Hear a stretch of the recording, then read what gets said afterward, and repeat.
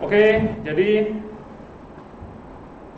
minggu ini kita akan membahas Romawi ketiga, yaitu persiapan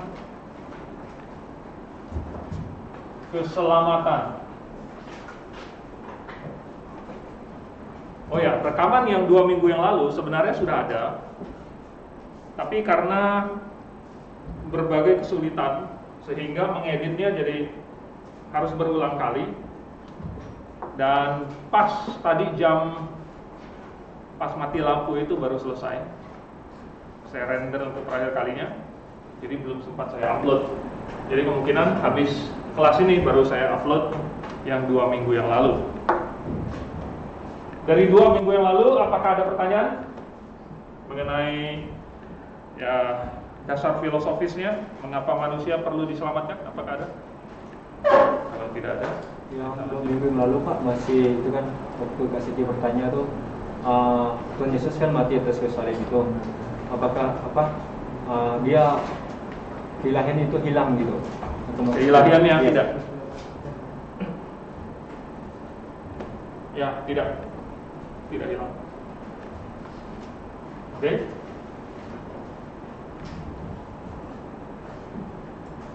Ada lagi yang mau ditanya? Ya. Kan keilahiannya ini tidak hilang gitu ya Pak. Lalu bagaimana kita mengkonfirmasi mengenai tentang kematian agar kita bisa menjelaskan ke orang lain? Dia kan mati gitu. Tubuhnya mati, mengalami kematian. Oke. Toh manusia mati juga enggak hilang begitu kan? Ya. Jadi waktu Tuhan Yesus mati, tubuh jasmaninya mati, itulah mengalami kematian. Oke. Nah, tergantung orang bingung apanya. Orang menganggap masalahnya apa gitu. Bahwa Allah nggak bisa mati.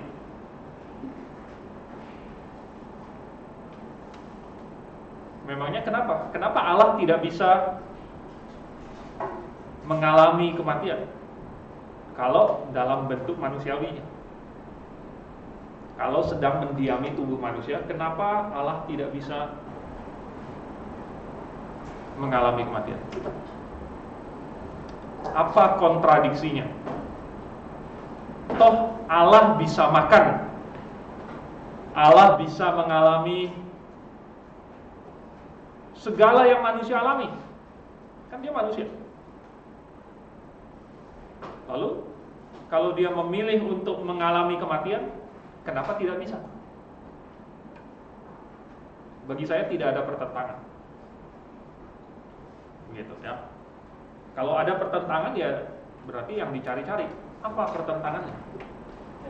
Ya. Tahu kan Pak, kalau seandainya kita mati itu kan artinya tubuh kita terpisah dari roh kita.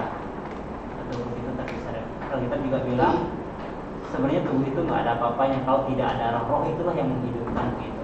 Nah, untuk mengkonfirmasi hal itu mengenai Yesus Kristus kan dia kan 100% manusia, 100% Allah.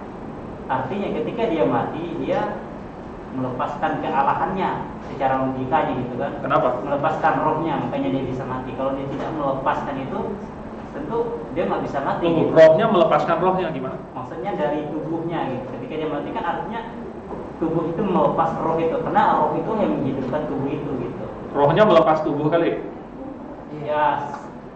Masa tubuhnya melepas roh? Maksudnya ketika dia mati kan rohnya itu kan lepas dari tubuh dia gitu. Ya. Ya. Nah, jadi gimana dong? Jadi rohnya lepas dari tubuh, oke, setuju. Nah, kita untuk menjelaskan kepada orang lain gitu, kan ada argumen tadi kan, kalau seandainya dia Allah gitu, kok dia bisa mati gitu. Kenapa nggak boleh? Kenapa roh Yesus tidak boleh lepas dari tubuhnya gitu? Nah, berarti dia melepaskan kealahannya dong gitu. Emangnya Allahnya itu di tubuhnya? Di rohnya itu. Di rohnya kan? Ya udah. Ya. Jadi kenapa roh Allah yaitu Yesus nggak boleh melepaskan tubuhnya? Boleh dong. Berarti secara logika dia nggak mati gitu ya Pak ya?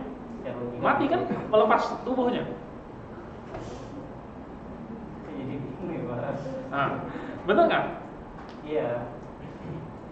Gitu. Ya. Jadi tubuhnya yang mati, roh. Ya Pak. Tapi kan tubuhnya ini lagi Pak. Pas dia bangkit nggak ada lagi tubuhnya di buah kuburan itu. Berarti mati dari kepala aja. Sudah balik lagi itu. Ini kalian bingung atau orang lain bingung, mungkin karena pemahaman bahwa manusia bisa mati, sedangkan Allah tidak bisa, ya kan? Iya, Allah itu betul. Bener nggak? Iya.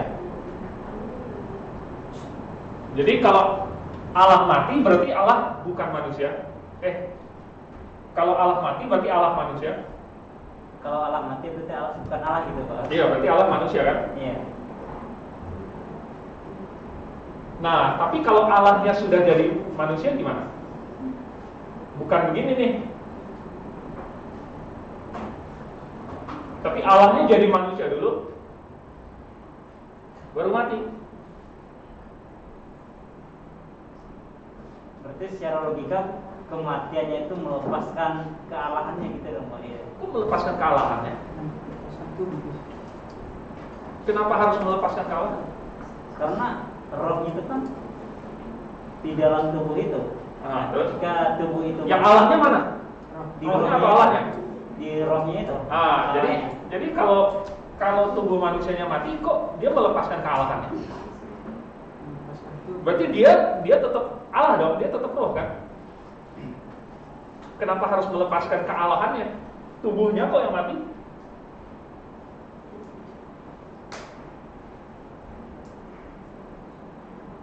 Gimana? Logiknya gimana itu? Berarti itu ya Pak, Allahnya itu ada di rohnya bukan di tubuhnya. Iyalah. Mana ada tubuh manusia yang Allah? Itu Bos. Iya, Ya. saya tahu. Gitu. Tetap rohnya yang membuat tubuhnya itu hidup. Iya.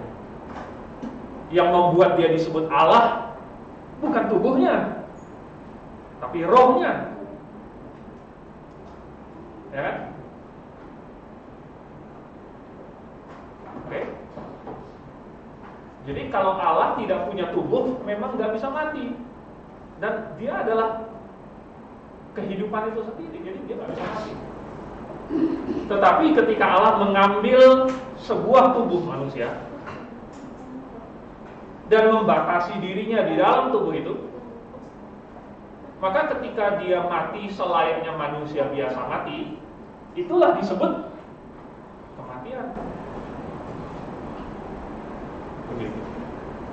Itulah yang disebut kematian. Oke? Apa mau tanya?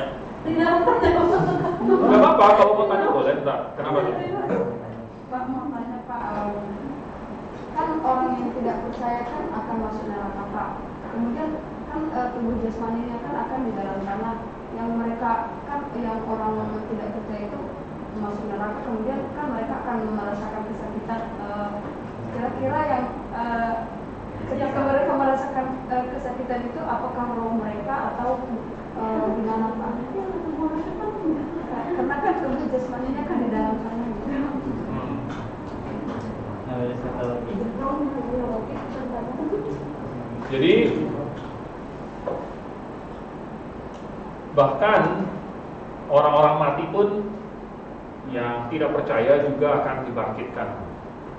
Tubuhnya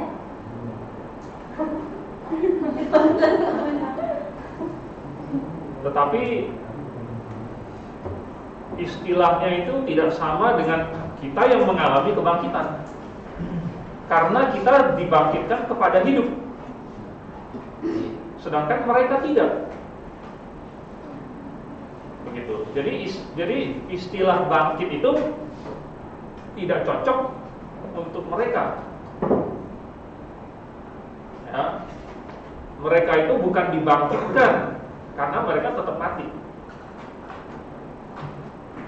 Begitu. Tetapi seperti misalnya waktu di Wahyu pasal 20, laut menyerahkan orang-orang matinya, ya. Maut menyerahkan orang-orang matinya. lalu kemudian dihakimi. Lalu sesudah penghakiman itu baru kemudian dicampakkan ke dalam lautan api, dan katanya itu adalah kematian yang kedua. Jadi orang-orang mati itu sudah mati, kok bisa mati lagi yang kedua kali kan? Jadi dalam tanda kutip bangkit kepada kematian yang kedua gitu. Bukan benar-benar bangkit, cuma dikasih sesuatu gitu. Saya juga nggak tahu dikasih apa. Alkitab tidak kasih tahu apakah mereka dikasih tubuh ataukah hanya rohnya saja. Kalau rohnya sih sudah pasti ada. Begitu. Tapi detail-detailnya tidak diberitahukan. Saya masih kurang memahami tentang neraka dan sama apa itu. Pas di Matius itu ya tentang Abraham, Lazarus dan orang kaya itu kan. Nah, yang saya tanya, apakah di kisah Lazarus dan orang kaya mengenai tentang orang kaya itu sudah benar-benar neraka atau belum? Itu namanya adalah dunia orang mati. Ya. Dalam bahasa Ibraninya Sheol. Kalau di perjanjian lama. Oke, dan ini merupakan tempat di mana semua orang mati masuk di perjanjian lama. Tetapi rupanya di dalam Sheol ada pembatas yang memisahkan antara orang mati yang di dalam Tuhan dengan yang tidak di dalam Tuhan. Katanya jurang yang besar, sehingga tidak bisa lewat dari satu sisi ke sisi yang lain. Nah, bahkan di dalam dunia orang mati ini pun sudah ada penderitaan. Oke? Nah, lalu kemudian ketika Tuhan Yesus mati, Tuhan Yesus juga turun ke dunia orang mati. Lalu katanya memberitakan, ya, bukan memberitakan Injil untuk menyelamatkan orang, tetapi untuk mengumumkan bahwa Tuhan Yesus sudah mati menanggung dosa dan menang. Lalu kemudian Tuhan Yesus bangkit dari dunia orang mati, dan bersama-sama dengan Tuhan Yesus, maka semua orang yang percaya juga dibangkitkan. Oke? Berarti non percaya tidak Tidak. Tidak ya? Yang ini yang mengalami kebangkitan. Lalu kemudian sesuai dengan janji Tuhan Yesus kepada penyamun di sisinya, pada hari ini juga engkau akan bersama-sama dengan aku. Nah, bersama-sama dengan Tuhan itu di mana? Kalau kita baca di Matius pasal 28, Tuhan Yesus itu pergi kepada Bapa. Kan dia bilang sama Maria, jangan sentuh aku sebab aku belum pergi kepada Bapa. Jadi Tuhan Yesus itu bakalan pergi kepada Bapa.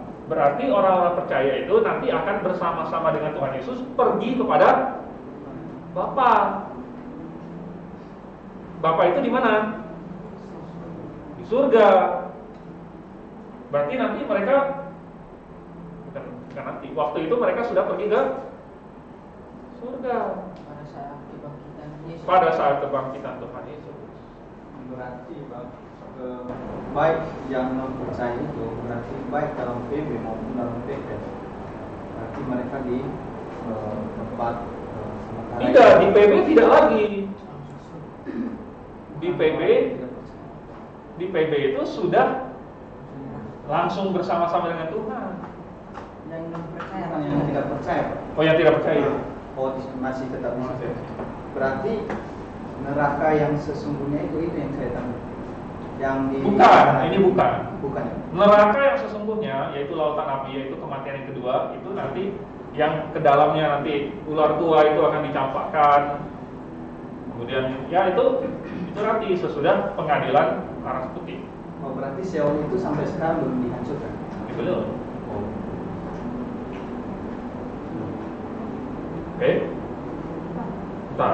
berhubungan dengan apa nih?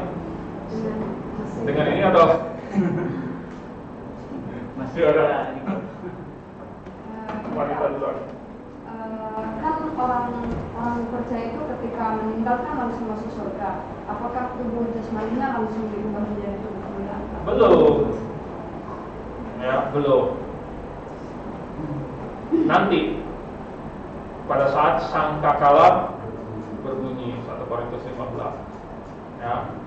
Lalu kemudian 1 Tesalonika 4 13-18 katanya apa? Nanti waktu kita menyongsong Tuhan yang kuasa itu bersama-sama dengan orang-orang kudus lain yang sudah mendahului kita. Nah, bersama-sama. Nah, pada waktu itulah waktu sangkakala berbunyi, kita akan dikasih tubuh yang baru. Oke, tadi siapa lagi? Pak Kurni dulu. Ya, ini pertanyaan benar atau salah Pak. Jadi ketika manusia dibangkitkan, itu tubuhnya kan ada, dia dipanggil atau dia keluar. Berarti dia dibangkitkan kembali menjadi manusia, tubuhnya ada. Kembali menjadi manusia tuh memangnya sebelumnya Misalnya waktu mati bukan manusia lagi.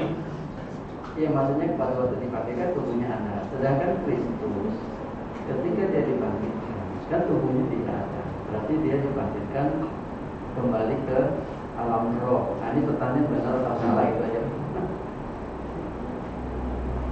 Waktu Tuhan Yesus dibangkitkan tubuhnya tidak ada. Bukankah tubuhnya itu yang diubah? Tubuhnya itulah yang diubah. Begitu. Sehingga tubuhnya bangkit dan sudah menjadi tubuh yang tidak bisa mati. Sudah menjadi tubuh yang tidak fana. Kalau kita sekalipun kita hancur dan sudah menjadi debu, sudah dihisap oleh tanaman, lalu kemudian menjadi karbohidrat dan apapun, itu tidak masalah bagi Tuhan untuk membangkitkan atau memberikan tubuh kita satu tubuh yang baru.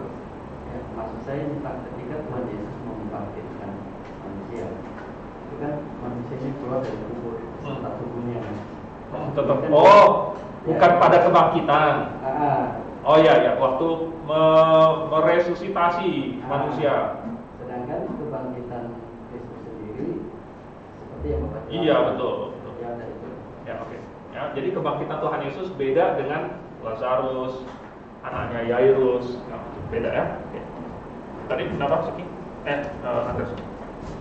Kan ketika Yesus mati terus dia bangkit itu kan ada kubur-kubur yang pecah apa segala itu.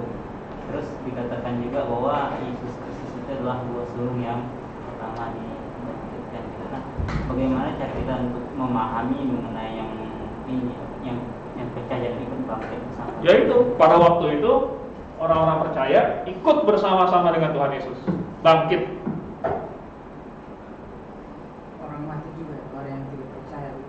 Enggak, kan yang nggak percaya enggak. Mana yang nggak percaya? Berarti begini Pak, berarti untuk kita memahaminya kan kalau orang perjanjian lama kan nggak dibangkitkan bersama-sama gitu, karena progresnya belum ke situnya gitu, tapi hanya untuk orang yang percaya zaman gereja. Berarti yang diangkat waktu itu yang bersama-sama seperti itu adalah orang-orang percaya zaman perjanjian baru gitu Pak, yang dibaptis.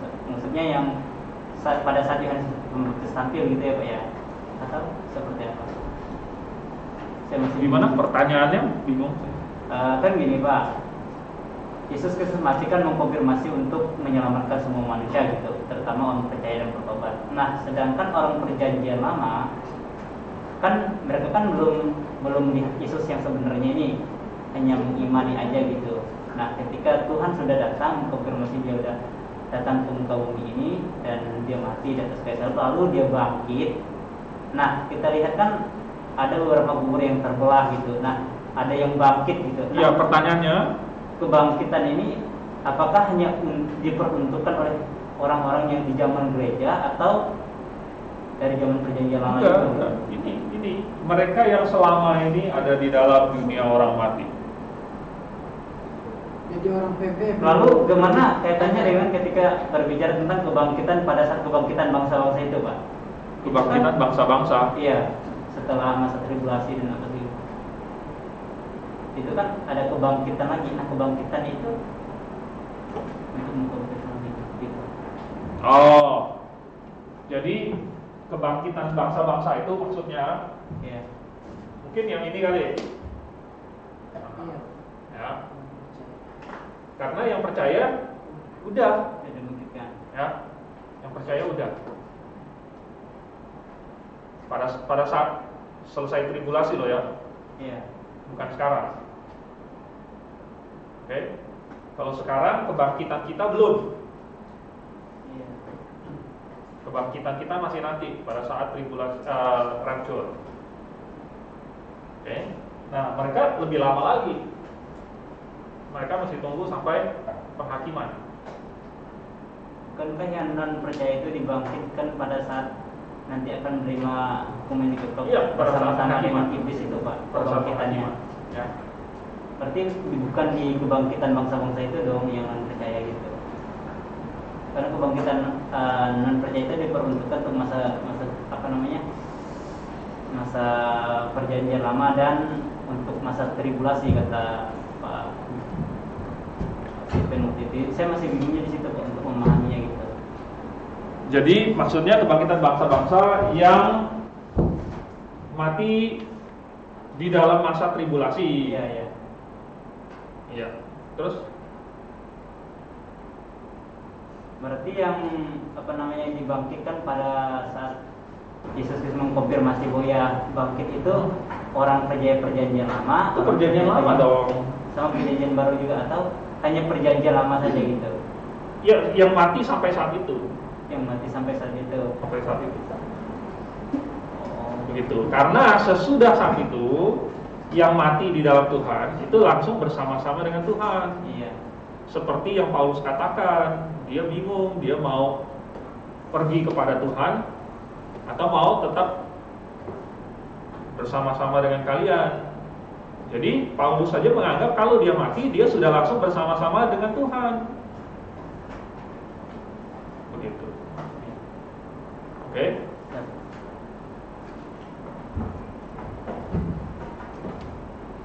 Yang lain lagi tadi? Ya. Ini kalau misalnya kan si A misalnya membunuh si B mungkin dengan alasan iri atau dia disebabkan dengan yang lain-lain. Nah, kata pendeta saya dulu kan Pak, kalau misalnya dia membunuh si A ini, si B ini, maka yang menanggung dosa yang dibunuhnya itu dia orang yang membunuh itu. Itu benar atau gimana sih Pak? Khususnya mereka yang tidak percaya. Ya, tidak benar. Masing-masing orang tanggung dosanya sendiri. Oke. Yang bisa tanggung dosa orang lain adalah yang nggak berdosa sama sekali. Terus konsekuensinya semua yang membunuh itu gimana? Dihukum nanti sama Tuhan. Gitu. Oke.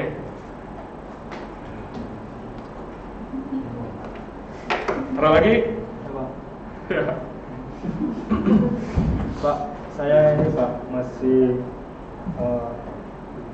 tidak bisa memahami di ayat Yakobus pasal 2 sama 1 Petrus 1 ayat 17 itu Pak. 1 Petrus 1 ayat 17 sama Yakobus pasal 2 ayat 24 Pak. Di sini kan yang di Yakobus pasal 2 ayat 24 di sini, jadi kamu lihat ya bahwa manusia dibenarkan karena perbuatan-perbuatannya dan bukan hanya karena iman saja. Terus yang di 1 Petrus 1 ayat 17, dan jika kamu menyebutnya Bapa, yaitu Dia yang tanpa memandang muka menghakimi semua orang menurut perbuatannya, maka hendaklah kamu hidup dalam ketakutan selama kamu menumpang di dunia ini. Ini seolah-olah itu Pak, yang di Yakobus itu perbuatan itu memang ikut ambil andil dalam keselamatan gitu. Dan juga dalam 1 Petrus itu manusia juga masih dapat dibenarkan ketika itu dilihat perbuatannya itu Pak.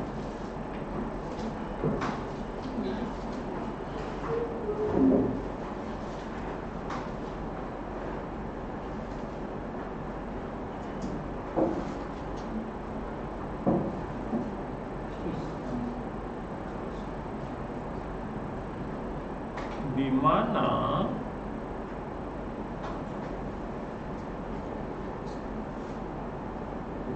di 1 Petrus 17 ada mengatakan, atau konteksnya mengatakan bahwa orang diselamatkan berdasarkan perbuatan. Ya. Tidak ada. Jadi ini kan 2 minggu yang lalu sudah pernah saya jelaskan juga mengenai Yakobus 2 ayat 24 itu, bahwa ada 2 jenis hal yang dibicarakan oleh Yakobus. Ya. Yang satu adalah iman yang sejati. Oke. Yang satu adalah titik-titik yang sebenarnya bukan iman. Ya. Namanya terserah mau kamu kasih apa. Pokoknya bukan iman. Karena iman yang sebenarnya itu adalah yang menghasilkan atau disertai perbuatan. Oke. Ini adalah iman.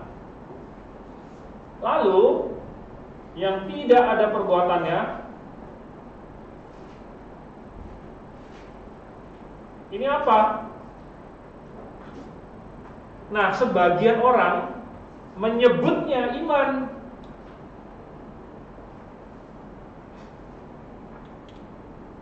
Oke. Lalu Yakobus meminjam istilah ini,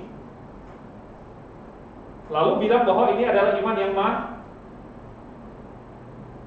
mati. Padahal sebenarnya iman bukan? Bukan ya? Ini cuma istilah yang orang pakai dan dipinjam oleh Yakobus bahwa ini iman. Tapi di saat yang sama Yakobus meledek, mengolok-olok, coba tunjukin iman tanpa perbuatan. Ini mati, iman mati. Kalau kamu mau sebut ini iman yang mati karena tidak ada perbuatan. Jadi sebenarnya ini iman atau bukan?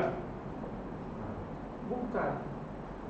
Jadi waktu di ayat 24 Yakobus bilang bahwa orang diselamatkan karena perbuatannya dan bukan hanya karena nama iman saja. Itu yang dimaksud. Ya. Oke. Jadi diselamatkan oleh perbuatannya maksudnya apa? Ini satu paket nih. Karena harus disertai. Berarti satu paket. Bukan diselamatkan karena iman doang. Ini namanya iman doang. Iman doang. Nggak ada yang diselamatkan karena iman doang. Karena iman doang ini bukan iman. Ngerti nggak? Oke. Iman tanpa perbuatan ini bukan iman. Lalu yang di 1 Petrus 1:17, ya, kan dibilang apa? Allah menghakimi semua orang menurut perbuatannya. Semua orang menurut perbuatan. Menurut perbuatan. Ini benar nggak? Benar. Oke. Tapi menghakimi perbuatan itu wajar nggak? Wajar kan? Orang bohong dihakimi nggak? Dihakimi. Orang mencuri dihakimi nggak? Dihakimi. Jadi perbuatan orang dihakimi. Ya.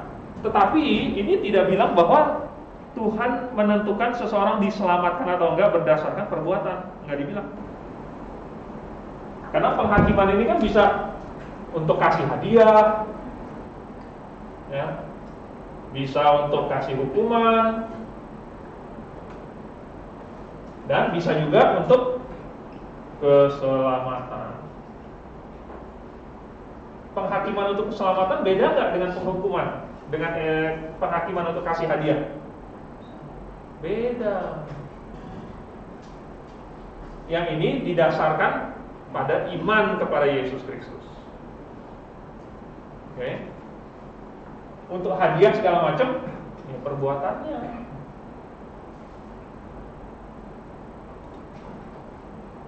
Begitu.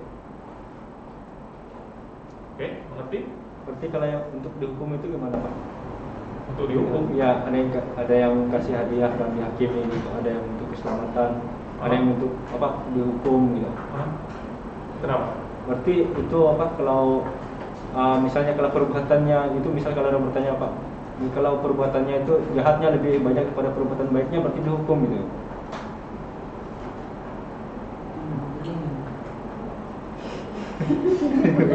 Sama ayat itu. Ini untuk keselamatan atau bukan? Kalau sudah diselamatkan, tidak ada lagi penghukuman. Roma pasal 5 ayat 1. Demikianlah sekarang tidak ada lagi penghukuman bagi mereka yang ada di dalam Kristus Yesus. Jadi kalau kamu sudah diselamatkan, udah sisa hadiah doang, hukumannya udah ditanggung semua oleh Tuhan Yesus. Ya. Oke. Nah, kalau orang belum diselamatkan, nggak ada hadiahnya, sisanya hukumannya doang. Gitu. Oke? Ya.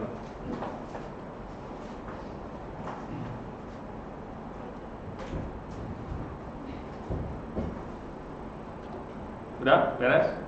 Lanjut.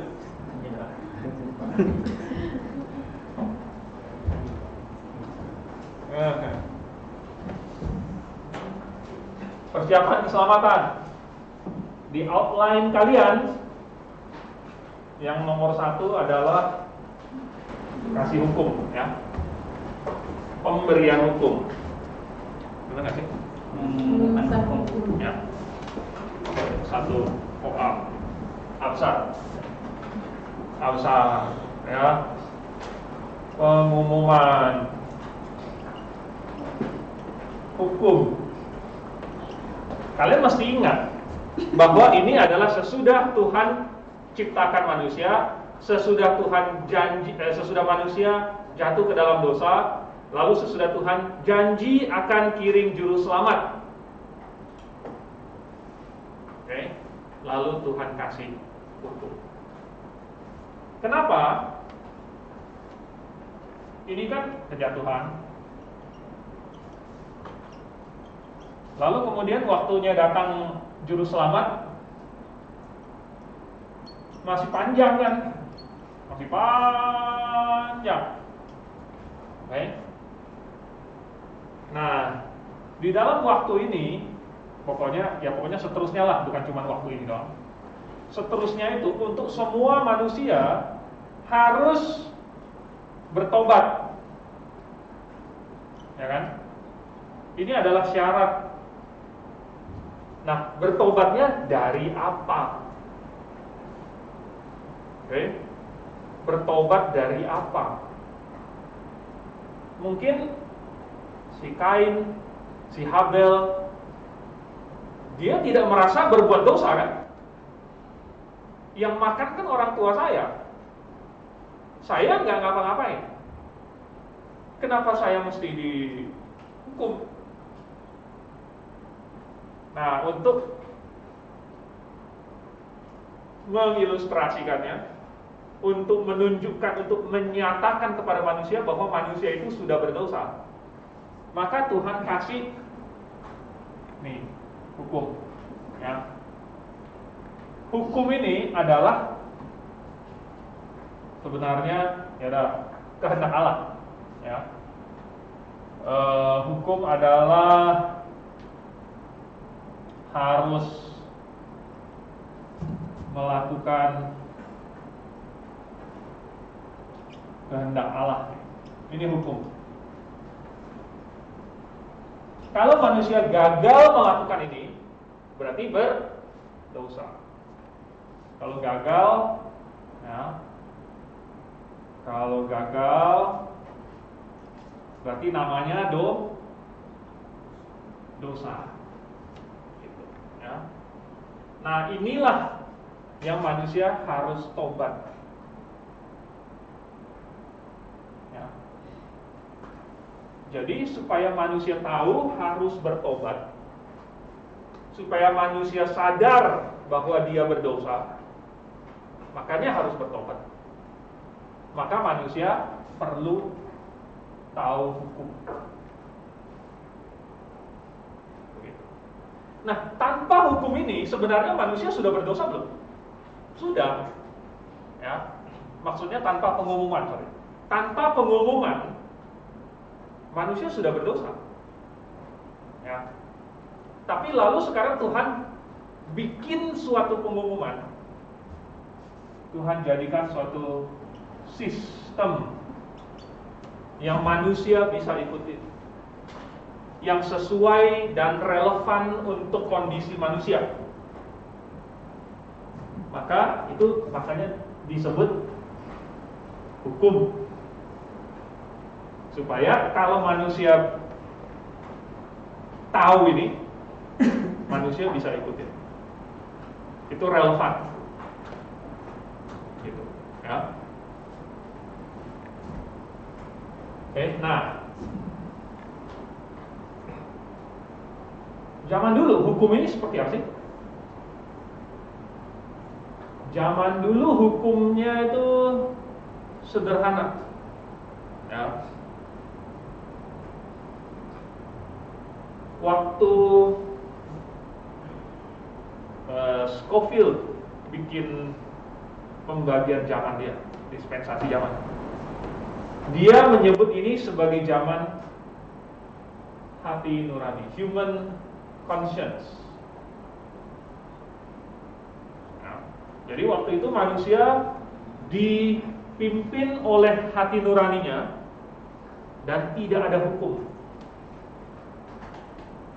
Terus terang saya kurang setuju dengan penamaan ini, karena seolah-olah di zaman ini sajalah pakai hati nurani, dan di zaman-zaman yang lain sudah kurang berperan atau bagaimana? Atau jangan-jangan sebelum dikasih hukum belum ada hukum? Nah, saya tidak setuju. Ya. Menurut saya sesudah manusia jatuh dalam dosa langsung sudah ada hukum. Ya. Tentu hukumnya sederhana. Dan mungkin hukumnya itu tidak terlalu relevan buat kita hari ini. Makanya yang dicatatkan di dalam Alkitab hukumnya sangat sederhana. Misalnya, sekarang udah boleh makan, maksudnya Tuhan memberikan semua makhluk di bumi ini untuk menjadi makanan. Terus kemudian ada peraturan lagi, misalnya sesudah air bah, itu kan. Sesudah air bah, barang siapa yang mengambil nyawa orang lain, maka nyawanya juga harus diambil, berarti ada hukuman mati. Jadi di setiap tahap itu ada hukum. Ya. Tuhan suruh untuk berkembang biak, memenuhi bumi dan lain sebagainya. Itu ada hukum. Jadi Tuhan kasih hukum bukan hanya lewat hati nurani saja. Begitu. Tentu nanti belakangan ada hukum Taurat. Ya, ini juga hukum juga. Oke. Kenapa di sini sudah ada hukum? Karena sudah mulai ada sistem. Ya. Misalnya Adam dan Hawa mempersembahkan korban, mengajarkannya kepada Kain dan Habel. Kain dan Habel mempersembahkan korban.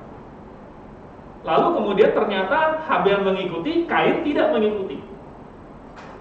Dan karena Kain tidak mengikuti, maka Tuhan tidak berkenan. Berarti ada suatu sistem yang bisa diikutin dan bisa juga tidak diikutin. Dan kalau tidak diikutin, ada konsekuensinya. Berarti itulah yang dinamakan hukum. Ya. Dan ini mengilustrasikan kehendak Tuhan. Semua hukum yang Tuhan kasih tahu adalah supaya manusia melakukan kehendak Allah. Semua hukum Tuhan itu supaya manusia melakukan kehendak Allah. Memang dari zaman ke zaman sistemnya berubah. Supaya apa? Cocok dengan zaman itu. Relevan. Ya. Karena kalau misalnya zaman Adam dan Hawa atau Kain dan Habel atau Nuh, tidak relevan hukum yang di sini. Karena belum ada bangsa. Ya, belum ada bangsa. Maka buat apa ada persembahan apa gitu?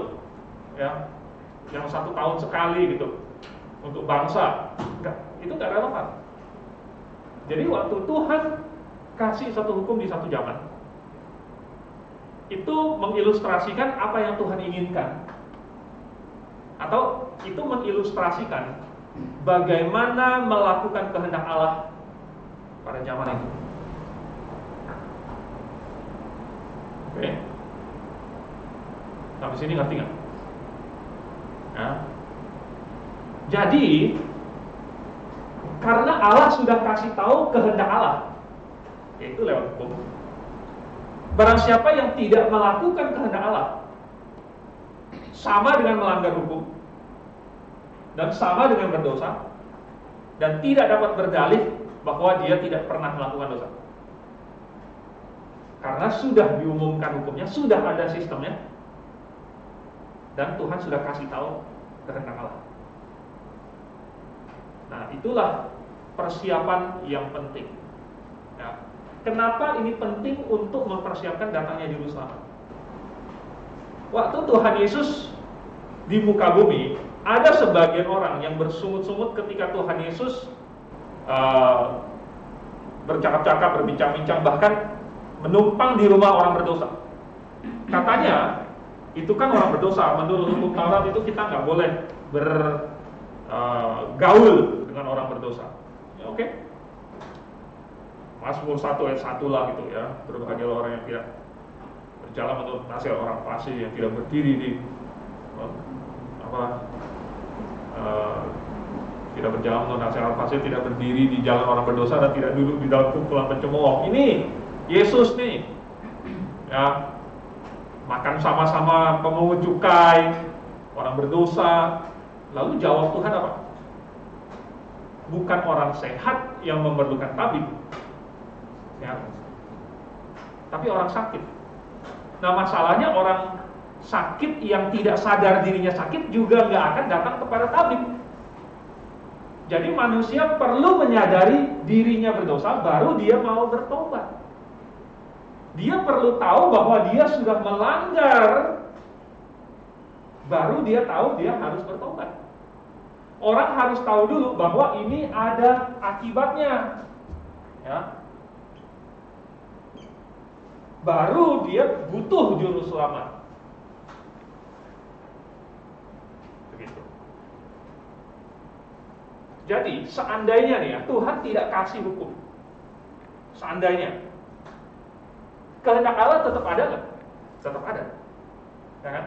Walaupun Tuhan tidak umumkan, tapi kehendak Allah tetap ada, dan manusia tetap harus melakukannya. Nah, loh, sekarang Tuhan punya kehendak, tetapi manusia tidak bisa melakukan. Bagaimana manusia bisa bertobat? Karena ini adalah salah satu dari kehendak Allah. Bagaimana manusia bisa ingat akan juru selamat? Bagaimana manusia bisa tahu butuh tentang juru selamat kalau tidak tahu kehendak Allah? Oke. Jadi, hukum ini adalah salah satu langkah persiapan nanti juru selamat datang. Oke. Baru persiapan. belum benar-benar juru selamatnya. Karena yang menyelamatkan itu adalah sang juru selamatnya, bukan hukumnya. Ya, hukum atau hukum, tak tahu ini mau tulis di mana. Ya, sini. Ya, jadi yang menyelamatkan itu bukan hukumnya. Ini cuma langkah persiapan. Makanya Paulus bilang tidak ada orang yang dibenarkan karena melakukan hukum Taurat. Hukum Taurat itu hanyalah pengumuman, hanyalah suatu sistem yang kasih tahu kehendak Allah. Lah, cuman kasih tahu kehendak Allah bagaimana bisa menyelamatkan manusia. Begitu. Ya. Toh Paulus juga tambahkan lagi bahwa sudah dikasih tahu kehendak Allah, manusia gagal. Jadi tidak ada hukum yang menyelamatkan manusia karena semua manusia terbukti gagal. Justru malahan katanya karena ada hukumlah maka manusia menyadari dia sudah gagal.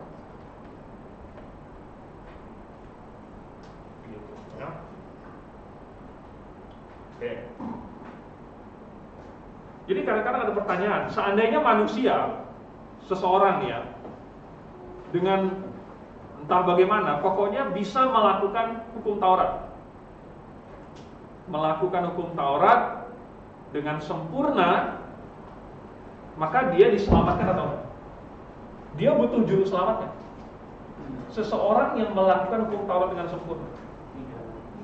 Tidak. Tunggu. Misalnya Yesus kan dicobai tetapi tidak berdosa kan? Yesus butuh juru selamat atau tidak?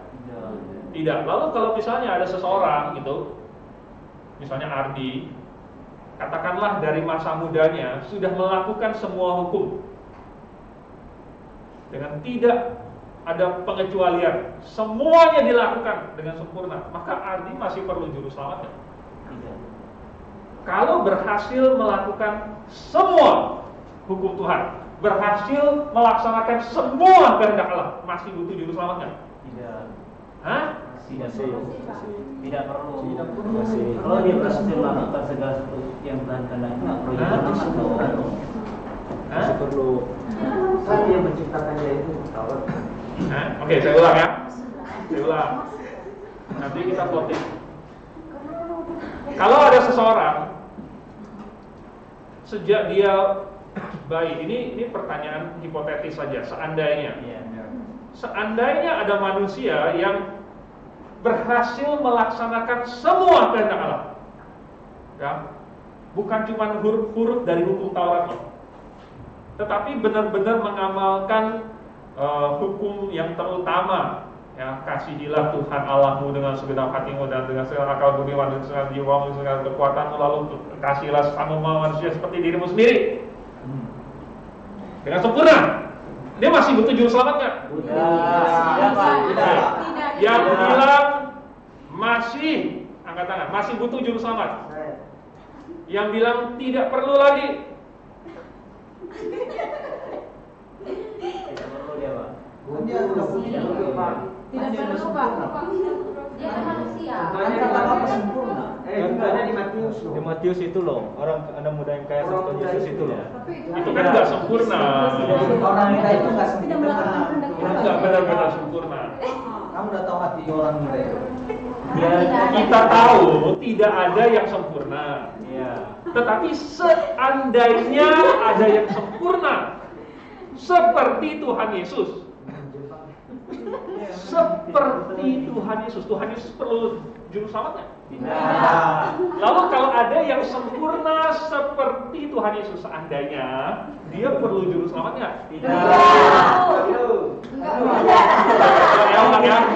Yang bilang masih perlu juru selamat, angkat tangan. Tidak, Pak. Dia tidak perlu juru selamat. Ini ragu-ragu gitu. Tidak Pak, tidak membutuhkan. Oke, makanya saya ini lagi, saya tanya, masih membutuhkan juru selamat, angkat tangan. Tapi dia manusia biasa kan Pak. Ada yang banyak yang berubah. Yang tidak, yang bilang tidak perlu lagi juru selamat. Lagi, Pak. Udah bertahun lagi. Apakah kan Pak?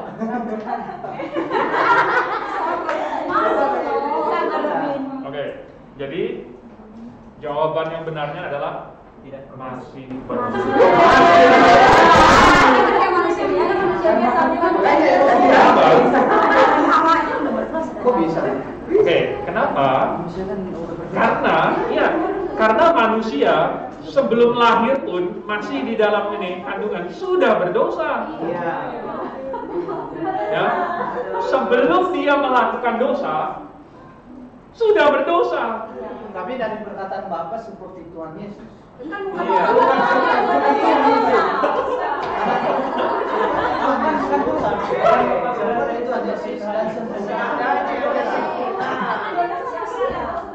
Seandainya dia sempurna melakukan kehendak Allah. Iya, gini loh. Kita harus Oke, ya. Jadi tadi yang saya katakan adalah dia tidak melakukan dosa seperti Tuhan Yesus. Nah, itu. Ya kan? Tidak melakukan, tetapi di dalam dirinya sendiri sudah ada dosa atau belum? Iya. Sudah ada. Dari Adam. Nah, dari Adam. Ya. Jadi di dalam dirinya sudah ada dosa. Dan kita masih bersama. Betul. Jadi makanya walaupun dia melakukan hukum Taurat dengan sempurna, itu tetap tidak menyelamatkan dia. Iya. Tapi bagaimana kalau ada penginjil yang mengajak anak? Penginjil. Bukan, tinggal di dunia ada. Iya. Ada penginjil yang begitu. Ya, kita tidak terlalu peduli dengan identitas orang penginjil, gembala, diaken atau apa, ya. Tapi inilah prinsip yang Alkitab ajarkan, bahwa orang yang sudah jatuh ke dalam dosa ini, manusia, dan di dalamnya adalah kita, itu sudah gagal, itu sudah berdosa, itu sudah akan mati, sudah berada di bawah hukuman. Yohanes 3:18. Kecuali Adam kalau misalnya nggak makan. Kecuali Adam. Nggak ada diteruskan lagi. Ya. Baca kita sekarang. Oke. Karena Adam itu diciptakan dalam kekudusan, sama dengan para malaikat yang tidak jatuh dalam dosa, mereka bukan butuh juru selamat. Ya. Dan malaikat yang jatuh ke dalam dosa juga nggak butuh juru selamat karena mereka memang nggak bisa diselamatkan. Jadi kalau manusia waktu itu Adam dan Hawa, mereka melakukan kehendak Tuhan, maka mereka bukan butuh diselamatkan. Mereka bukan butuh juru selamat. Mereka akan hidup bersama-sama dengan Tuhan. Seandainya. Ya, Pak Dery. Mungkin ada juga ayat yang mengatakan orang yang melakukannya akan hidup karenanya, prinsip hukum Taurat gitu. Orang yang melakukannya akan hidup karenanya prinsipnya. Jadi kalau tadi mengatakan ada yang sempurna dalam hukum Taurat, jadi dengan ayat itu bisa masuk surga gitu. Itu nyatanya nggak ada yang mampu gitu.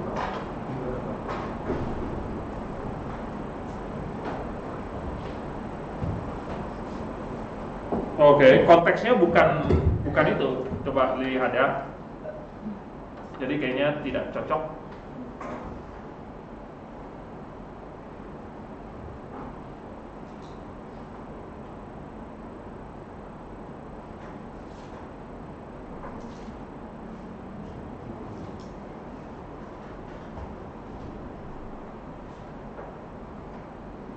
Roma 10 ayat 5 ya.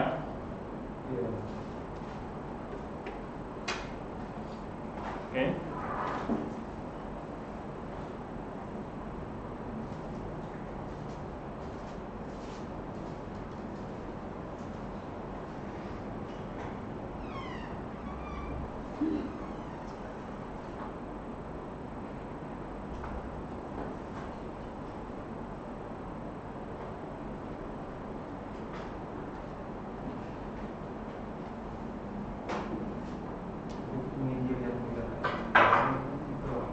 Bandingkan dengan Imamat 18 ayat 5.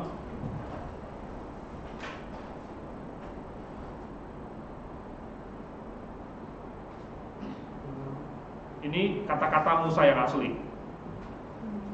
Oke. Apa tulisnya di situ? Jika orang yang melakukannya akan hidup karenanya. Oke. Lalu bandingkan dengan Nehemia pasal 9 ayat 29.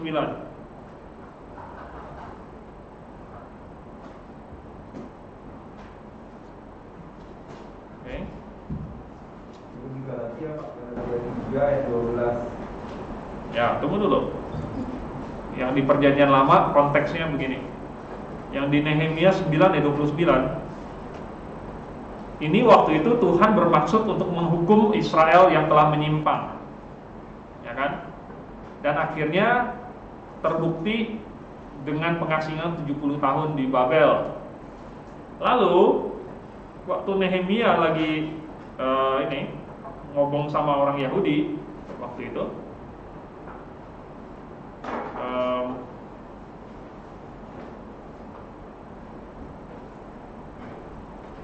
lalu dia mengingatkan mereka bahwa mereka pernah bikin perjanjian dengan Tuhan, ya. Dan di dalam janji itu, di dalam perjanjian itu, mereka akan melakukan kehendak Tuhan, akan hidup sesuai dengan kehendak Tuhan. Nah, kalau mereka tidak, maka Tuhan akan menghukum mereka dan akan membunuh mereka. Jadi dalam konteks itulah, kalau mereka hidup di dalam hukum Taurat, maka mereka akan hidup kalau mereka melakukan hukum Taurat. Begitu. Ya, sesuai dengan perjanjian yang sesuai dengan janji Tuhan lah. Makanya secara jasmani gitu ya. Jadi kalau oleh bangsa lain dan Ya, begitu. Ya, tentu ini adalah bayangan yang rohaninya, ya. Yang Roma yang 10 ayat 5 ini yang dikatakan oleh Musa, ini adalah bayangan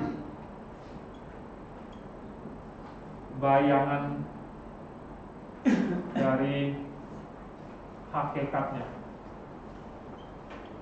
Jadi kalau seseorang melakukan kehendak Allah, memang akan hidup, diselamatkan. Nah, bayangannya yaitu kalau kamu melakukan hukum Taurat, kamu hidup sesuai dengan hukum-hukum Tuhan, maka kamu juga akan hidup dengan baik, akan diberkati oleh Tuhan, akan dipelihara oleh Tuhan. Begitu. Tapi ingat, ini adalah bayangannya. Jadi konteksnya adalah itu. Ya. Oke. Ini di Galatia 3 ayat 12. Kenapa? Itu membedakan dasar hukum Taurat dengan iman gitu Pak. Galatia 3 ayat 12. Jadi seperti yang tahu, kalau hukum Taurat melakukannya baru hidup, kalau iman enggak gitu. Ya, jadi yang di Galatia ini sedang mengkontraskan apa syarat hidupnya itu. Kan akan hidup kan? Melakukan sama dengan hidup. Nah, ini adalah bayangan. Begitu. Hakikatnya beriman sama dengan hidup. Ini adalah hakikat. Ini adalah bayangan. Begitu. Jadi yang Paulus bilang di Galatia itu, lihat di sini ya.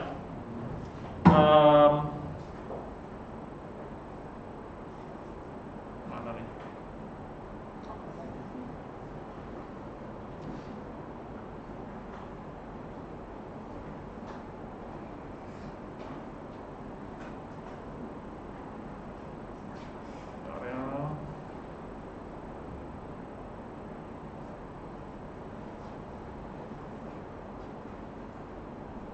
Ya, misalnya pasal 2 ayat 16. Bentar, ada yang lebih ini lagi, bagus lagi.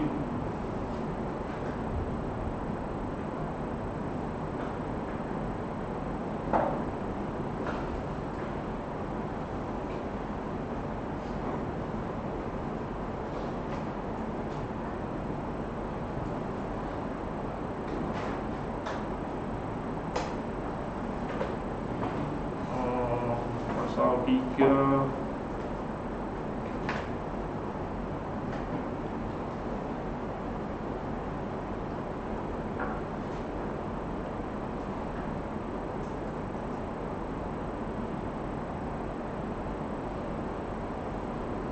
25. Pasal 3 ayat 25.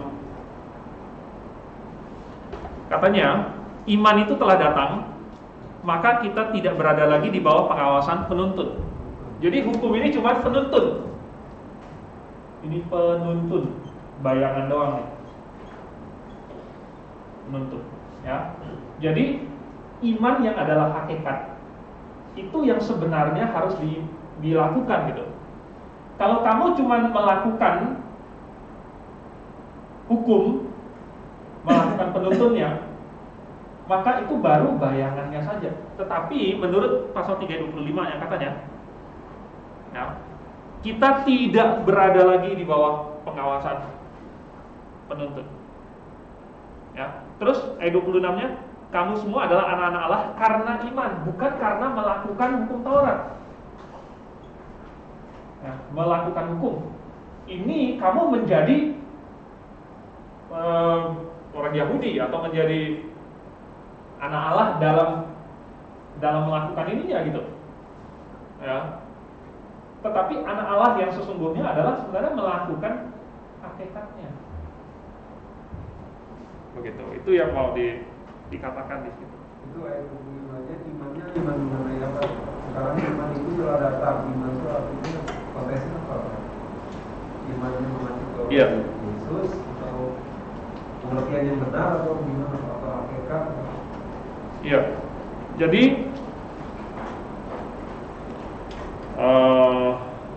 ini ya.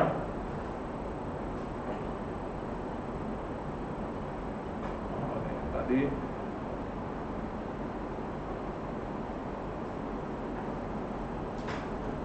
ayat 23-nya juga lebih jelas. Misalnya pasal 2 ayat 2, pasal 3 ayat 2. Ya, mulai dari ayat 1 sih. Ini mulai dijelaskan. Pasal 3 ayat 1. Bukankah Yesus Kristus yang disalibkan itu telah dilukiskan dengan terang? Ini lagi ngomong tentang iman tentang Yesus Kristus. Ayat 2-nya, adakah kamu menerima roh karena melakukan hukum Taurat, atau imannya karena percaya kepada pemberitaan Injil? Jadi iman yang dimaksud adalah percaya kepada pemberitaan Injil. Oke. Terus ayat 5-nya, ya. Atau karena kamu percaya kepada pemberitaan Injil. Terus di ayat 6, waktu Abraham diperhitungkan benar karena percaya kepada pemberitaan Injil. Ayat 7, jadi kamu lihat bahwa mereka yang hidup dari iman itu, jadi dari pasal 3 ini semuanya lagi ngomongin tentang Injil Yesus Kristus. Iman yang dimaksud adalah Injil Yesus Kristus. Iman kepada Injil Yesus Kristus. Oke? Pak, Ya. kalau misalnya orang bertanya soal bagaimana kita jawabnya, apakah kita masih beriman pada saat Yesus datang atau di surga begitu? Di surga? Masih beriman begitu. Tapi Tidak. Tapi di surga bukan beriman yang bersifat pengharapan akan Iya, betul. Yesus datang. Betul. Karena kita tahu kan definisi dari iman itu kan percaya. Iya. Karena ada orang yang berkata tidak ada iman lagi di surga begitu. Lalu kita tidak percaya lagi kepada Yesus. Bukan tidak percaya, Hilang iman katanya. Kan? tetapi pengharapan kita sudah digenapi. Tapi maksudnya boleh nggak kita menjelaskan definisi iman yang bersifat mengharapkan sesuatu yang belum kelihatan? Itu yang sudah tidak ada. Yang tidak adanya, yang adanya berarti masih ada di surga yang maksudnya itu Iman yang mempercayai, iman yang bersandar kepada Yesus masih ada.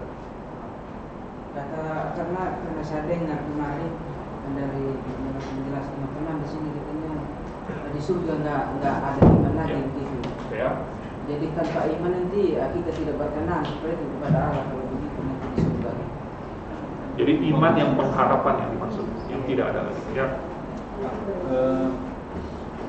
Kan ketika Tuhan menciptakan kaum sendiri kan. Berarti dia menguji Adam dan Hawa, dia menguji Adam dan Hawa. Dan saya kurang mengerti atau memahami dengan hal ini. Dia menciptakan malaikat juga kan, Pak? Dia menciptakan malaikat. Dalam pemahaman saya, dalam pemikiran saya, pasti ketika dia ciptakan malaikat, pasti dia uji juga. Dia apa menguji malaikat? Nggak mungkin dia ciptakan makhluk hidup yang dua ini tanpa dia uji terlebih dahulu. Karena yang kedua ini sama-sama memiliki dan kehendak bebas, hati nurani dan ini akal budi, sama-sama mereka memiliki. Dan tentu ketika dia uji Adam, tentu malaikat juga dia suka dia uji. Bagaimana menurut kalian? Ya oke. Jadi bagaimana contohnya berarti ada kesempatan kepada malaikat juga, Pak? Enggak. Untuk bertobat. Kenapa? Karena itu termasuk pengujian. Terus kalau diuji harus ada remedial gitu. Enggak kan? Begini maksud saya, Pak. Begini kan di dunia ini kan manusia ditempatkan di dunia itu. Sedangkan ya intinya begini. Kalau misalnya seandainya Tuhan menguji malaikat dan ujian itu datang dalam bentuk kesempatan, ya sama seperti Adam dan Hawa dikasih kesempatan taat atau tidak taat, maka malaikat juga dikasih kesempatan. Dan rupanya ada satu yang menggunakan kesempatan itu untuk tidak taat. Dan itu menyeret sepertiga malaikat lainnya sehingga mereka juga ikut tidak taat. Tetapi itu sekaligus menguji 2/3 yang lain sehingga terujilah bahwa mereka taat. Tetapi kondisi waktu mereka diuji itu adalah dalam kesempurnaan di mana mereka tidak ditipu oleh siapa-siapa. Makanya tidak ada remedial. Beda dengan Adam dan Hawa yang waktu ujian dikasih pilihan ganda, lalu iblis yang sengaja goyang-goyang tangannya, gitu kan? Udah mau pilih yang benar nih, terus iblis yang bilang, yang benar yakin kamu, gitu kan? Akhirnya manusia jadi ragu-ragu, gitu. Terus iblis bilang yang benar bukan yang itu, yang benar yang itu, nih yang ini. Padahal salah. Makanya Tuhan kasih remedial.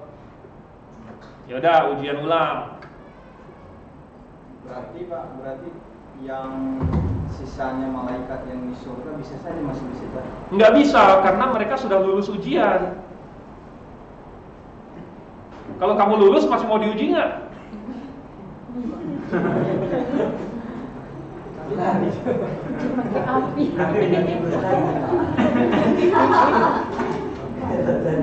Ya, Pak Dery. Mengenai Wahyu 12 itu Pak, agak bingung Pak. Artinya apakah ini berbicara masa yang nanti atau ini bicara pada saat malaikat ini jatuh gitu Pak, yang mengenai ada perempuan yang berselubungkan matahari, ada 12 bintang. Lalu dikatakan di situ maka tampaklah bersama di langit ekor naga merah pada besar. Terus itu ekornya menyeret sepertiga dari bintang-bintang. Lalu ada peperangan di sorga, katanya Michael berperang kayak lawan naga itu. Nah di ayat 8-nya mereka tidak lagi mendapat tempat di sorga gitu Pak. Jadi awal kayaknya ini bicara nanti gitu, tapi sebenarnya bicara yang di awal itu gimana Pak? Di Wahyu 12 Pak. Ini sebenarnya nggak berhubungan ya. Jadi ini kan harusnya dieksegesis kitab Wahyu. Jadi yang kita baca di Wahyu ini, misalnya ayat 7-nya segala macam ya, sebelumnya juga itu terjadi sebelumnya gitu. Ya. Jadi menceritakan apa yang dulu terjadi. Mengenai 12 bintang itu kan sepertinya mengacu ke Israel itu gimana Pak?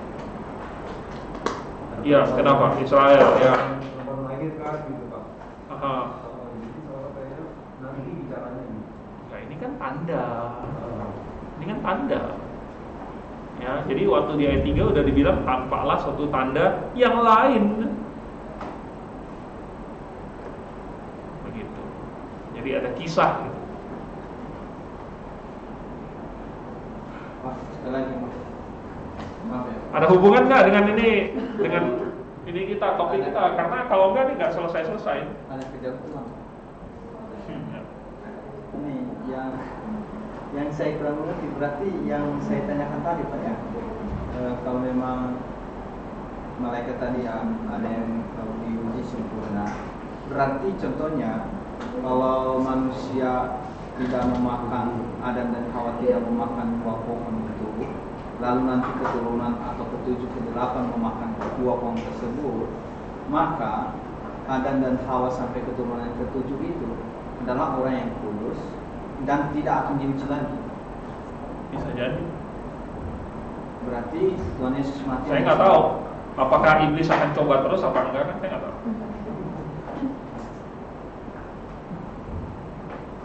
Oke. Jadi saya tidak tahu ujiannya satu kali, soalnya cuma satu atau soalnya ada banyak gitu. Saya nggak tahu. Tuhan Yesus saja diuji sampai 3 kali. Udah sekali, oke, terus dibawa lagi ke gunung yang tinggi kan, ke hubungan baik Allah. Terus udah lulus, dibawa lagi. Tuhan Yesus saja diuji 3 kali. Siapa tahu? Nggak tahu lah. Intinya saya nggak tahu. Alkitab nggak bilang.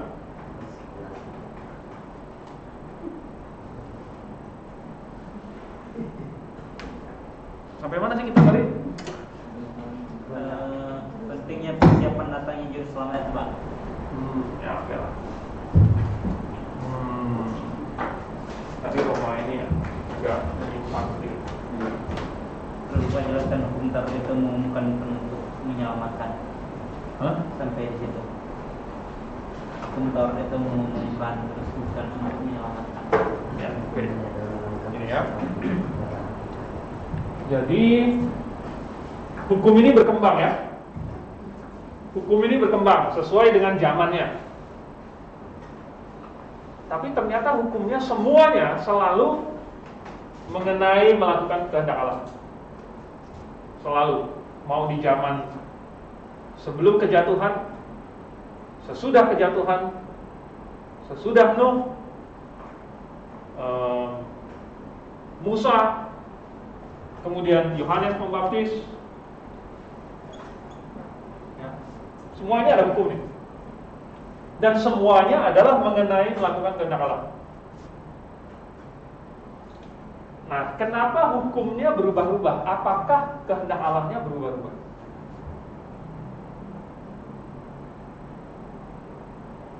Tidak, ternyata tidak. Ya. Apakah kehendak Allah waktu penciptaan berbeda dengan kehendak Allah di sini, zaman kita sekarang? Sama. Ya. Kehendak Tuhan zaman dulu sampai sekarang dan sampai selama-lamanya sama.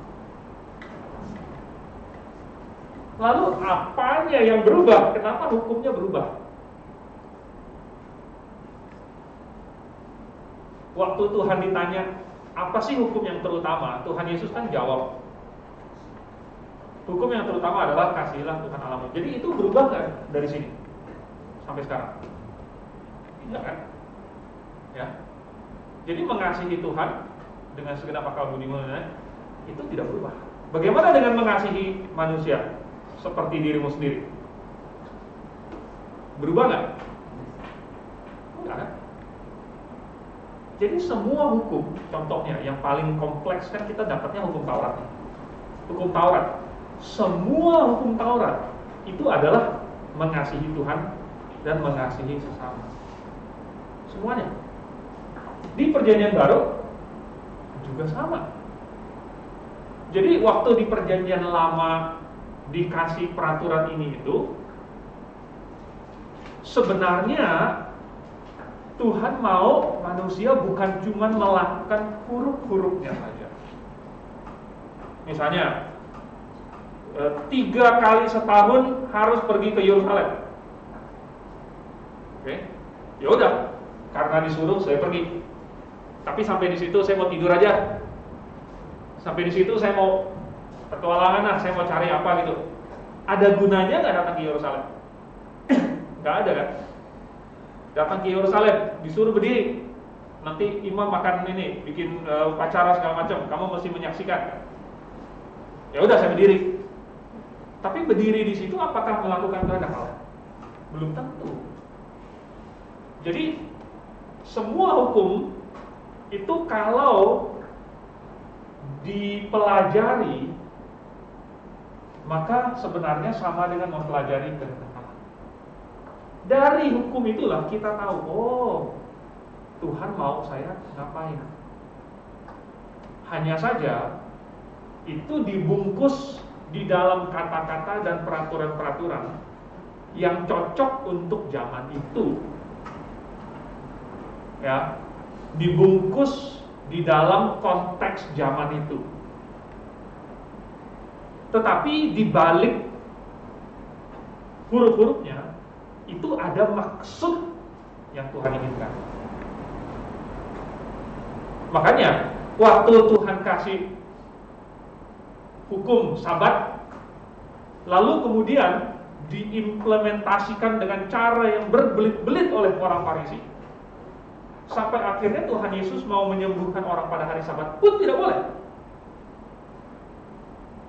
Jadi Tuhan Yesus menegur mereka, ini kamu bukannya melakukan kebaikan, ya, diperbolehkan atau tidak berbuat baik pada hari Sabat.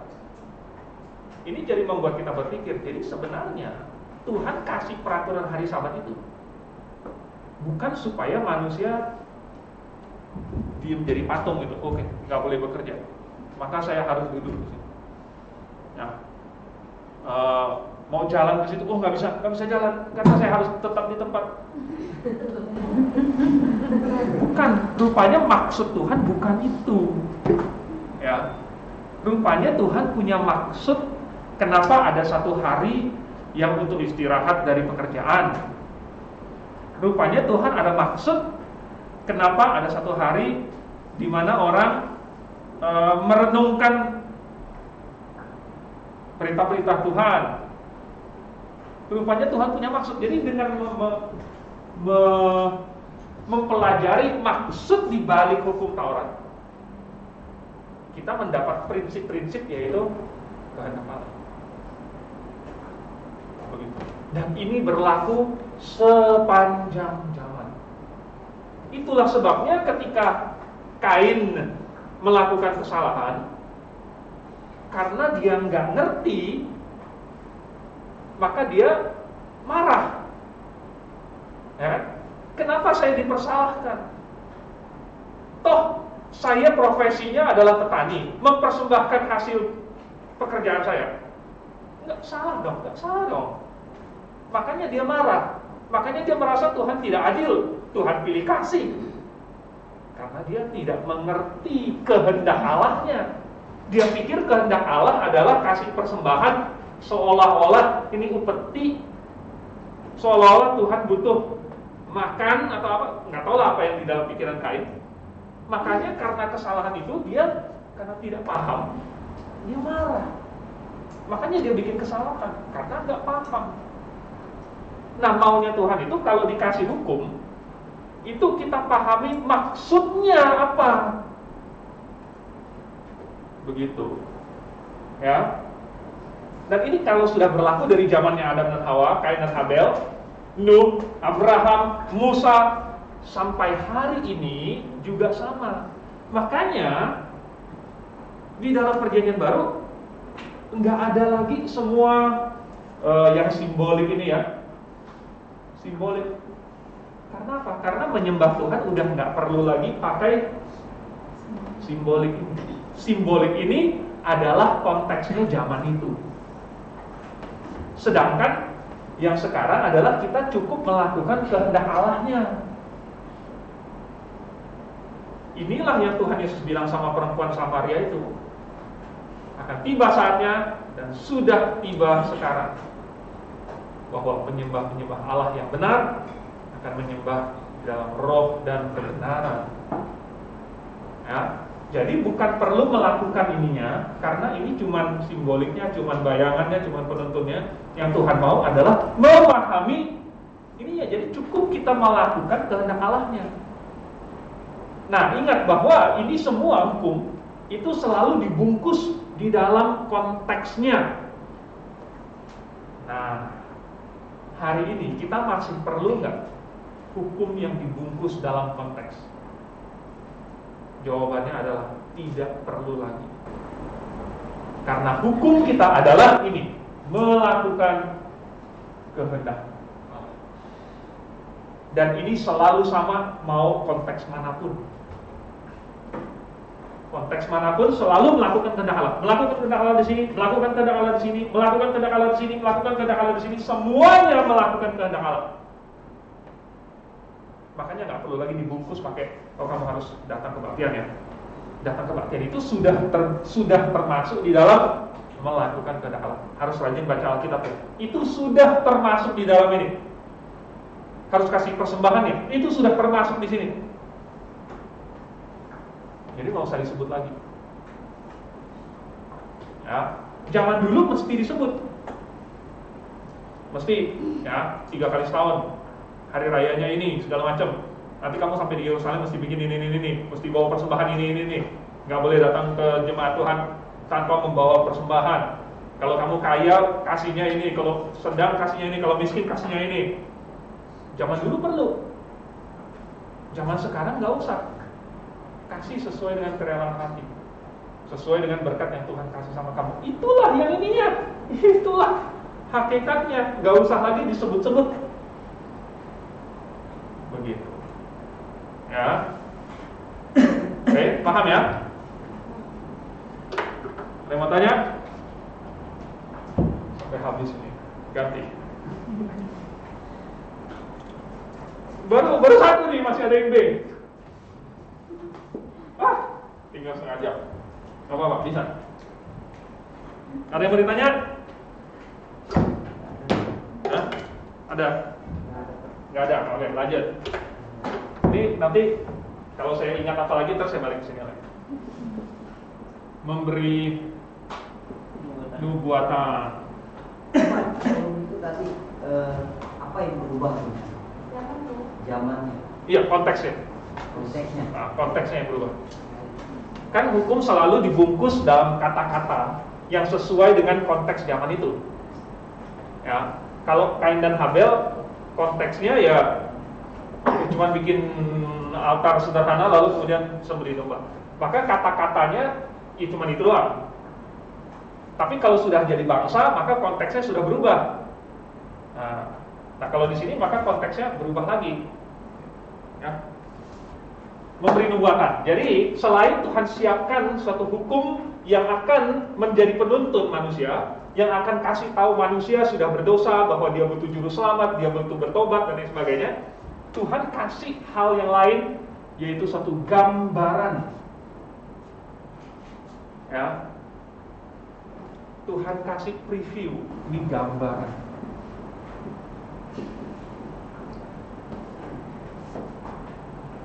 Yaitu akan juru selamatnya.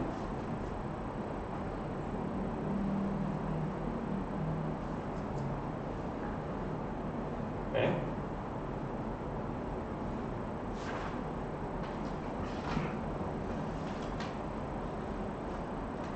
Tuhan kasih gambaran ini itu sudah sejak waktu Tuhan hukum manusia dan hukum ular. Ya, waktu itu katanya nanti akan ada keturunan wanita. Lalu kemudian akan meremukkan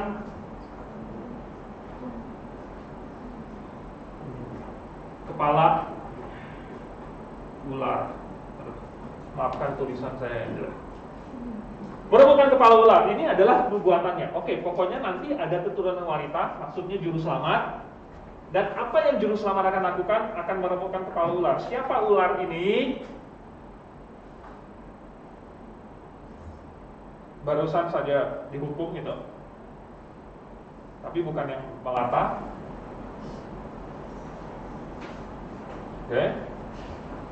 Jadi intinya akan mengalahkan dosa, maut. Jadi ini merupakan gambaran akan juru selamat. Ya.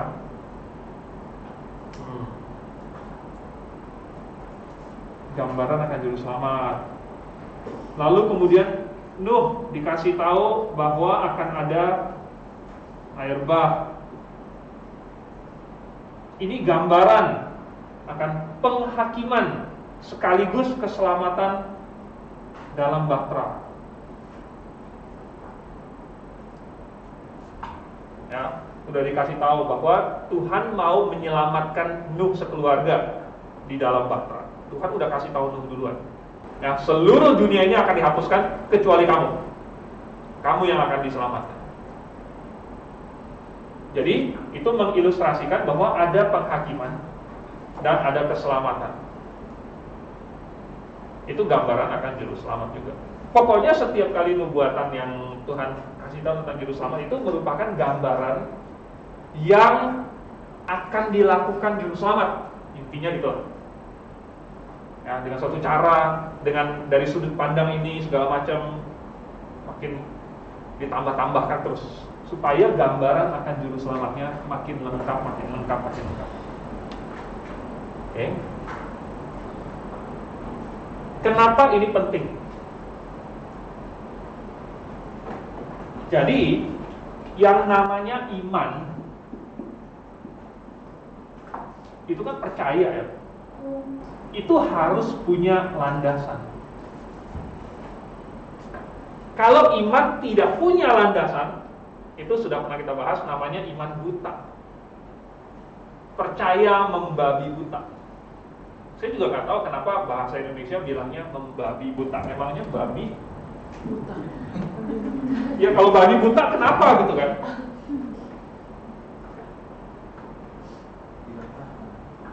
Emang di sini pernah ada yang ini melihat babi buta? Saya nggak pernah. Kalau babi timpang banyak Pak. Hah? Kalau babi timpang. Itu babi timpang banyak betul. Tapi babi yang buta saya belum pernah lihat. Anjing yang buta saya pernah lihat. Kucing yang buta saya pernah lihat. Babi yang buta saya belum pernah lihat. Kalau pecah sebelah pernah ya. Jadi iman itu harus punya dasar supaya dia jadi iman gitu. Ya. Tanpa adanya dasar, dia bukan iman. Dia adalah fantasi, imajinasi.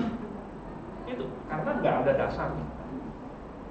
Jadi supaya manusia bisa beriman, maka harus dikasih sesuatu, suatu barang, suatu gambaran untuk diimani. Ya, belum datang karena yang diimaninya itu belum datang. Tetapi butuh sesuatu nih untuk diimani. Kalau kita kan hari ini sekarang udah bisa mengimani juru selamat karena kita melihat ke belakang. Ya, kita bisa percaya bahwa Yesus yang sudah datang itu nanti akan membela kita di pengadilan. Tapi itu Yesusnya sudah datang. Itu pun masih iman, masih mengharapkan karena nanti akan datang. Tetapi waktu di sini ini masih belum ada sama sekali. Belum ada gambaran apapun. Makanya Tuhan kasih yang pertama ini. Ada gambaran begini. Ada gambaran begini. Semua itu menjadi fondasi. Ya, fondasi untuk imannya. Ya. Dan nubuatan-nubuatan ini Tuhan kasih dengan cara sedemikian hebat sekali. Dia digenapi digenapi. Semuanya digenapi. Kokoh, benar, tidak ada yang retak. Tidak ada yang ternyata kosong. Sehingga landasannya menjadi teguh. Ya. Sekalipun saat ini kita masih beriman bahwa nanti akan datang keselamatan kita, tapi karena nubuatan-nubuatan yang sebelumnya dikasih di sini, semuanya ternyata benar, maka kita punya iman yang kokoh. Begitu. Iman mereka dulu bisa kokoh, iman kita hari ini bisa kokoh. Ya, oleh sebab itu ini adalah satu bagian yang sangat penting dari persiapan yang Tuhan bikin. Juru selamatnya belum datang aja, Tuhan udah kasih persiapan. Ya, untuk menjadi landasan. Dan ini adalah semua firman Tuhan. Makanya iman kita selalu dilandaskan kepada firman Tuhan. Kadang-kadang dalam bentuk nubuatan.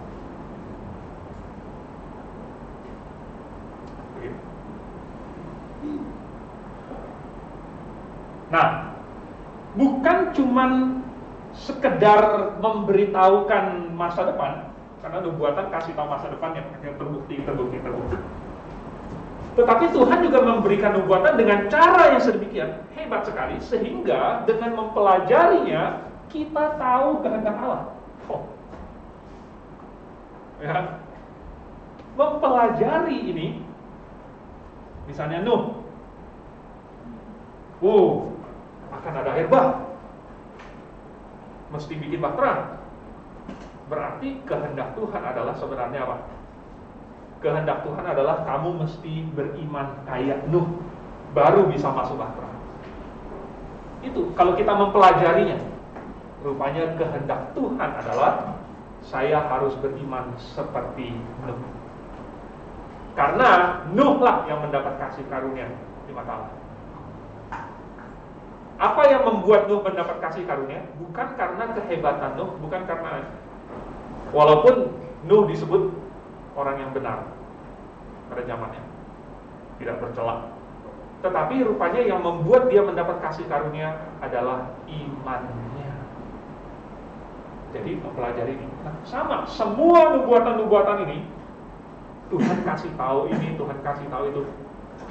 Sebenarnya Tuhan kasih tahu dengan cara yang menyingkapkan kehendaknya, menyingkapkan karakter Allah. Ya, ini melakukan kehendak Allah ini intinya adalah menjadi selaras dengan sifat-sifat Allah. Jadi dengan nubuatan ini menunjukkan sifat Allah, kita jadi tahu, oh saya mesti kayak gitu. Ya. Karena nubuatan ini memberikan gambaran tentang Allah. Berarti saya harus seperti gambaran ini, yang sifatnya begini, sifatnya begitu. Ini sifat Allah. Jadi nubuatan dan hukum ini bekerja bersama-sama untuk membuat manusia menjadi selaras dengan sifat Allah dan melakukan kehendak Allah. Dan inilah persiapan yang paling baik supaya nanti ketika manusia bisa bertobat. Kalau mereka tahu kehendak Allah. Kalau manusia berbalik arah ke sifat Allah. Karena bertobat kan balik arah kan ya. Ini namanya tobat. Jadi yang tadinya arah ke sini harus ke arah sebaliknya. Nah, kalau ke sini dosa, maka arah sini adalah kehendak Allah. Jadi manusia harus tahu tentang kehendak Allah, baru bisa balik arah ke kehendak Allah. manusia nggak tahu kehendak Allah ini, maka ketika manusia mau berbalik, baliknya begini, 180 derajat. Bukan, 360 derajat. Ya, karena nggak tahu kehendak Allah. Karena nggak tahu kehendak Allah, nggak tahu mesti bertobat jadi kayak gimana. Jadi ini adalah sangat penting sekali. Ini adalah persiapan yang Tuhan bikin sebelum juru selamatnya datang. Makanya Tuhan tidak segera langsung pada saat kejatuhan itu, Tuhan langsung kirim juru selamatnya. Tuhan siapin dulu.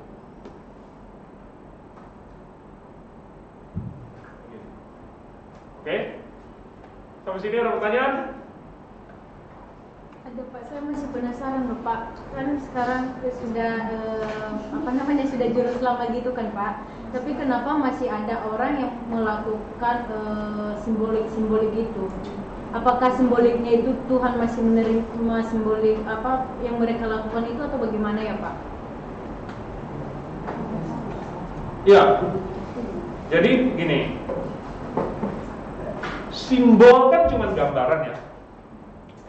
Simbol itu sesuatu yang menunjuk kepada juru selamat. Jadi pada dasarnya ini nggak mungkin sesuatu yang buruk, bener kan?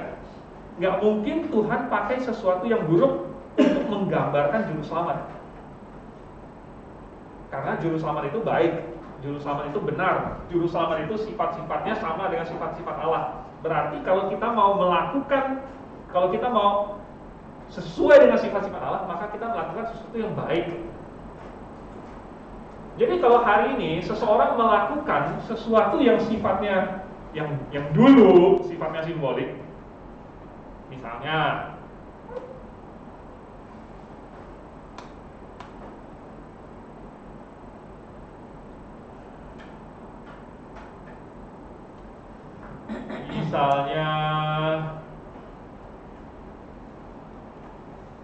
istirahat pada hari Sabat. Ya, ini tidak buruk. Karena dari dulu nggak buruk. Kenapa tiba-tiba di sini jadi buruk? Nggak buruk. Ya.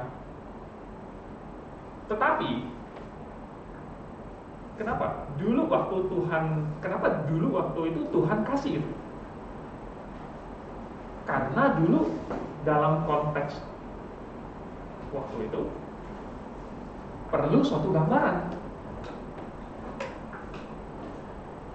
Nah, sekarang sudah tidak perlu lagi gambaran di zaman ini. Nah, ini ke depan udah pakai hakikat. Tuhan lebih mau kita melakukan hakikatnya daripada cuman gambaran. Jadi kalau orang belum mengerti hakikatnya, maka dia tersisa apa? Tersisa ini kan, gambarannya doang, simbolnya doang. Kalau dia sudah punya hakikatnya, pasti dia melakukan hakikatnya. Justru dia melakukan simbolnya adalah karena tidak punya hakikatnya. Oke, misalnya Kak Sriani udah punya kesayangan belum? Makanya orang kesayangan. Sudah. Lalu kemudian terpisah jarak yang jauh. Oh iya, rindu kan? Jadi akhirnya dilihatin terus nih. Di sini, waduh dilihatin terus. Dilihat terus ya kan? Setiap update segala macam kan, dilihat. Tapi ini kan cuman gambar. Betul kan? Cuman gambar dan nggak ada pilihan. Karena orangnya jauh. Nggak ada pilihan. Nah sekarang kalau orangnya sudah dekat, terus kamu masih begini-gini. Gitu ya. Jadi orang pakai simbolnya itu ya karena belum datang juru selamatnya, hakikatnya belum ada. Nah, kalau hari ini dia masih pakai simbol, berarti dia masih belum dapat hakikatnya. Makanya masih pakai simbol. Gitu. Oke, jadi itu jawabannya. Kenapa orang masih pakai simbol? Karena belum dapat dia. Seandainya dia sudah temukan hakikatnya ini, maka dia akan melakukan hakikatnya.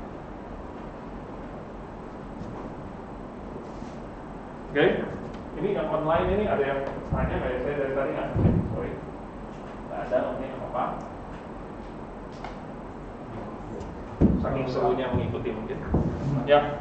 Mengenai sahabat ini, kalau benar-benar simbol yang memang sudah bapak tak lagi sekarang, tapi mereka yang mempercayai sahabat itu mereka katakan itu bukan simbol. Intinya ketika diberikan perintah ini adalah 6 hari Allah bekerja menciptakan langit bumi dan demikian pula engkau gitu. Jadi ini perintahnya sebenarnya bukan simbol, itu batas.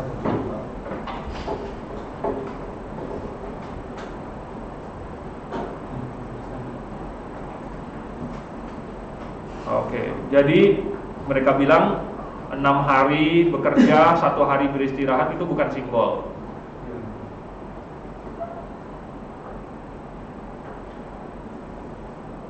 Jadi maksud mereka Tuhan Allah itu beristirahat sampai sekarang. Atau Tuhan juga kerja 6 hari, istirahat sehari sampai sekarang. Maksud mereka apa? Ya kan? Kalau mereka bilang, oke, sama seperti Tuhan kerja 6 hari, istirahat 1 hari, kamu juga. Berarti saya juga bisa bilang, kalau gitu sama seperti saya kerja 6 hari, istirahat 1 hari, Tuhan juga harus sampai sekarang kerja 6 hari, lalu istirahat sehari. Gawat itu, pada hari Tuhan istirahat, seluruh alam semesta ini ambruk. Tuhan bilang kepada orang Farisi, dari dulu Bapak bekerja dan sampai sekarang aku juga bekerja. Dan lalu mereka mau melempari Tuhan Yesus karena Tuhan Yesus menyamakan dirinya dengan Bapa. Jadi kata-kata Tuhan Yesus itu bahwa Bapa bekerja dari dulu sampai sekarang, berarti bahwa Allah tidak pernah beristirahat. Tuhan hanya beristirahat dari pekerjaannya menciptakan. Berarti yang dijadikan patokan bahwa bekerja 6 hari, istirahat 1 hari itu, artinya istirahatnya itu sudah seterusnya. Nah, sahabat kita ini seterusnya apa enggak? Enggak. Sahabat kita ini cuma sehari, habis itu 6 hari lagi. Terus sahabat sehari lagi. Terus 6 hari lagi. Berarti sahabat yang ini cuma melambangkan dari sahabat Tuhan yang udah seterusnya itu. Masa bilang bukan lambang lagi? Polanya aja, Pak. Makanya polanya itu melambangkan begitu. Oke?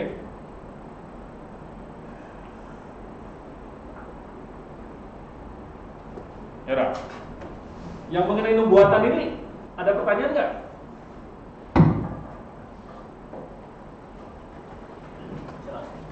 Ngerti ya? Udah, moga-moga jelas. Nah, ya udah capek saya.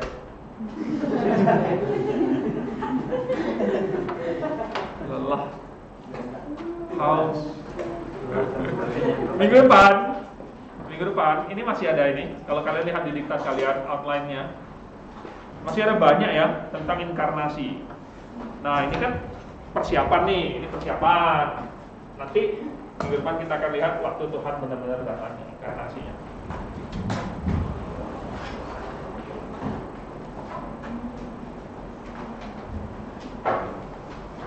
Oke, untuk teman-teman yang online, kalian juga masih boleh bertanya. Intinya sebenarnya siapapun masih boleh bertanya di grup WA. langsung saja tuliskan pertanyaannya. Nanti kalau saya nggak lihat gitu, yang lain bisa ingetin, Pak lihat itu di grup. Ya. Oke, kita berdoa dulu deh. Bapa di surga, terima kasih atas pimpinanmu. Kami banyak harus belajar dan harus mencocokkan segala sesuatu dengan firman Tuhan, dan kami butuh hikmat. Mohon Kau yang tambahkan kami, karena kami tahu Engkau sangat mengasihi orang yang mau mempelajari firman Tuhan dan yang meminta hikmat daripadamu. Oleh sebab itu, biarlah Engkau yang melihat hati kami dan memberikan apa yang kami minta, yaitu pengetahuan akan kebenaran.